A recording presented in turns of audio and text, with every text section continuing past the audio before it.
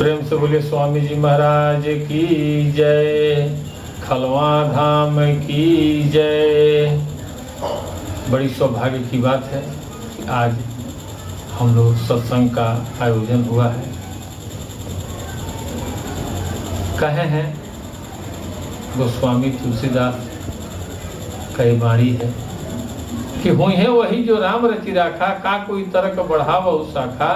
लेकिन आगे लिखे हैं कि कर्म प्रधान विश्व कर राखा, आ जो जस करनी तस फल चाखा। यानी कि जैसे हम कर्म करेंगे वैसा ही फल हमको मिलेगा। यानी कर्म के आधार पर ही विधाता आपके भाग्य लिखते हैं। यानी जैसा आपका कर्म, जैसी आपकी सोच, वैसा आपका प्रारब्ध। यानी कि प्रारब्ध अच्छा होगा तभी कि जब हमारा कर्म अच्छा होगा। कैसे कर्म अच्छा होगा? जैसे बहुत से लोग कहते हैं कि भजन करो। मालिक ने जो नाम दिया, जो आपके गुरुदेव ने नाम दिया, उस नाम से आप भजन करो। ठीक है, आप भजन कर रहे हैं भैया, तो थोड़ा ध्यान दीजिए कि अगर आप भजन कर रहे हैं तो भजन आप किससे करते हैं? श्वासा से करते हैं। तो श्वासा से भजन करने का मतलब हुआ कि श्वासा पर विजय प्राप्त हो जाए। यानी जो हमारी श्वासा आती है और जाती है, इस पर कम से कम हमारी विजय प्राप्ति हो जाए कि चलो हमने भजन किया श्वासा द्वारा, तो श्वासा पर हमने विजय पा लिया।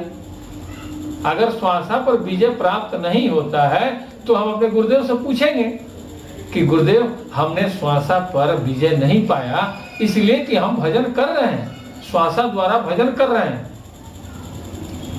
फिर भी हमारी श्वासा पर विजय नहीं मिल रही है, क्यों? तब गुरु बोलेंगे, वो कहेंगे कि देखो ये भजन जो है एक माध्यम है। तुम भजन के माध्यम से उस जगह पर जा सकते हो जिस जगह पर वह हरि विराजमान है।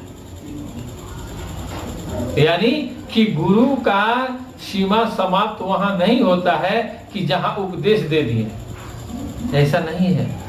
अगर गुरु उपदेश देते हैं उसके बाद भी उनका बहुत कार्यक्रम है। आप उनसे मिलिए, उनसे मिलते हैं, आप पूछते हैं तो वो आपको योग युक्ति में तब्दील करते हैं। आज देखिए बहुत ऐसे कथावाचक हैं जिनको आज ये दुनिया वाले संत समझ रहे हैं, जबकि वो संत नहीं है। वो नहीं है संत। इसलिए संत नहीं है कि उनसे आप अकेले बात करना चाहो तो बात अकेले नहीं होगी। 5000 शिष्य बैठे हैं, 5 लाख शिष्य बैठे हैं, महाराज जी आगे स्टेज पर बैठे हैं, वो बोलते हैं कि जो तुम ढूंढ रहे हो मेरे पास है। तो हम भक्तों के अंदर ये जिज्ञासा होनी चाहिए कि गुरुदेव जो मैं ढूंढ रहा हूं आपके पास है, तो आपके पास से मेरे पास क्यों नहीं आ रहा है? आपके पास जो है वो मेरे पास भी तो होना चाहिए। मैं भजन कर रहा हूं, मैं नित्य आपका सुमिरन कर रहा हूं, फिर भी मेरा दिनचर्या वही है। मेरा जब आपके पास मैं गया था उस समय भी मैं वही कर्म कर रहा था और आज भी वही कर्म कर रहा हूं। और इस आशा में बैठा हूं कि लोगों ने मुझे कहा कि मालिक को याद करो तुम्हारी मुक्ति हो जाएगी। कैसे होगी मुक्ति? मुक्ति होगी तो किसी सदगुरु के शरण में जाने से ही मुक्ति होगी। कह देने से सदगुरु नहीं हो जाते हैं। बहुत से लोग आप देखे होंगे ऊपर छोटा छोटा अक्षर में लिखते हैं श्री सदगुरु भ्यो नमः, और नीचे अपना पूरा विवरण देते हैं। क्यों? आखिर क्यों देते हैं? वो इसलिए देते हैं कि सदगुरु के नाम पर सारे लोग आ जाते हैं कि नहीं ये हमारे महाराज जी सदगुरु हैं, जबकि वो सदगुरु नहीं है। श्री सदगुरु भ्यो नमः भक्ति योगाश्रम खलवा, आप खलवा धाम पर जाइए, आप पूरे खलवा आश्रम पर घूम लीजिए, आपको कहीं भी और कहीं कोई नाम नहीं मिलेगा। अगर नाम मिलेगा तो हमारे महाराज जी का श्री सदगुरु भ्यो नमः भक्ति योगाश्रम खलवा, और कोई आपको चर्चा वहां नहीं मिलेगी। इसलिए कि सदगुरु जो होते हैं वो ओनली वन सदगुरु होते हैं। वो फिर किसी भ्रमित में नहीं रहते हैं, किसी भ्रम में नहीं रहते हैं। वो स्वयं को जानते हैं और जो स्वयं को जान गया वही हरि को जाना। मैंने पहले बोला था, आप लोगों ने सुना होगा, गोस्वामी तुलसीदास ने कितना अच्छा मोड़ा है। आप लोग ध्यान से देखिए, उसको रामायण में लिखा है। क्या लिखा? राम कथा जे सुनत आघाही, आ रस विशेष जाना तिन नाही, आ जीवन मुक्ति महामिन जेऊ, आ हरि कथा निरंतर तेव।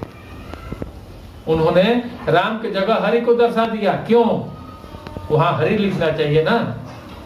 अगर शुरू में राम लिखे हैं तो वहां भी राम लिखना चाहिए।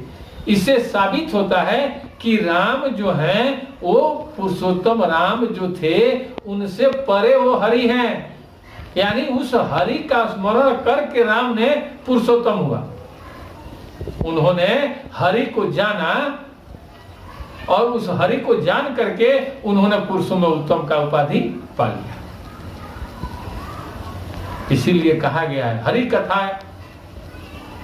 हरि अनंत, हरि कथा अनंता। यानी हरि अनंत है, यानी सब जीवों में हरि है और उनका कथा भी अनंत है। लेकिन हरि तो एक ही है ना। उस हरि को कौन जाना? कोई सदगुरु जाना। और सदगुरु के पास जब बैठेंगे, जब सदगुरु से तर्क करेंगे, तब ही कुछ हमें ज्ञान होगा, अर्थात हमें ज्ञान नहीं होगा। श्री सदगुरु भ्योम भक्ति योगाश्रम खलवा के महाराज जी कहते थे कि देखबा हो, ए जब बहुत लोग आवता कुटी देखे खातिर, बहुत लोग आवता ए जाके व्यवस्था देखे खातिर, बहुत कम लोग आवता जे हमरा से मिले खातिर। तो जे हमरा से मिले आवता वो हमरा से पावता, आ जे कुटी देखे आवता, जे जाके व्यवस्था देखे आवता, वो अपन देख के जाता। यानी कि जो खाने आता है उसको बढ़िया से खिलाइए। जो कुटी देखने आता है, कुटी को साफ सुथरा रखिए, उसको उसी से प्रेम है। और जो मालिक से प्रेम करता है वो तो सदैव मालिक के पास बैठता है, मालिक का स्मरण करेगा। लोग कहते हैं कि मालिक नहीं है शरीर में, लेकिन मैं दुबे जी कह रहा हूं कि आज भी मालिक हैं, आज भी मालिक से बात होती है। लेकिन बात करने वाला तो चाहिए, पात्रता आनी चाहिए। अगर पात्र आप बन गए तो वस्तु आपके अंदर अपने आप आ जाएगी। प्रेम से बोले स्वामी जी महाराज की जय, खलवा धाम की जय।